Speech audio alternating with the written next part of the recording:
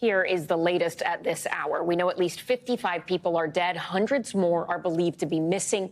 Hawaii's governor says this will likely be the worst natural disaster in the state's history. There are also questions about Hawaii's emergency warning system. Yeah, the Associated Press reporting that there is no record of sirens going off as the fires were spreading. Maui County's mayor told the Today Show he could not comment on that specific issue, but he did say everything happened very fast. I think this was an impossible situation. The fires came up so quickly and they spread so fast. We are also getting a sobering new look at the devastation in Lahaina. Drone video shows block after block of homes and buildings completely charred ruins. The governor says it feels like a bomb was dropped on that historic town. In a moment, we will speak with one business owner who fled Lahaina. But we begin with NBC News correspondent Steve Patterson.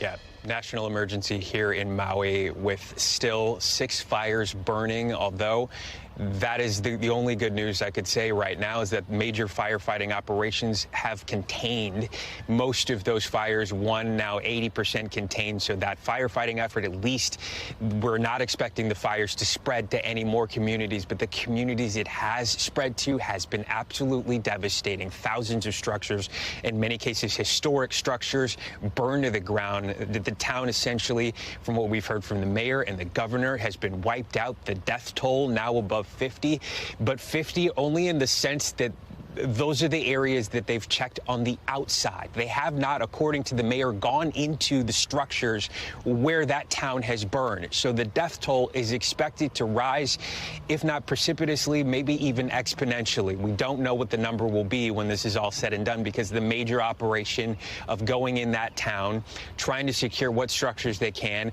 trying to find as many missing people that are on a growing list of missing people and to connect them with their families, and then the grim task of pulling out the dead remains the primary operation. There are some questions about how the emergency response was handled, especially when it comes to the sirens that went off. There were a lot of reports of people not being able to hear the sirens or hearing sirens too late, or the fact that there were emergency messages that went out to phones and radio and television when there was no television or radio or phones available because the power was down. That is almost number one on the list as well. Resources are very limited. Although federal resources and help is on the way, there is still no power, there is still no internet, there is very limited amounts of food and fuel and water to those areas that are most affected. Meanwhile, people are doing their best, and they've made it to one of 6 shelters across the island. This is one of the shelters here in Maui that is taking people in. People are trying to keep their spirits up,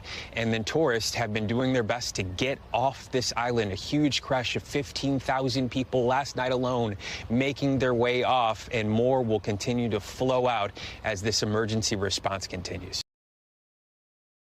Thanks for watching our YouTube channel. Follow today's top stories and breaking news by downloading the NBC News app.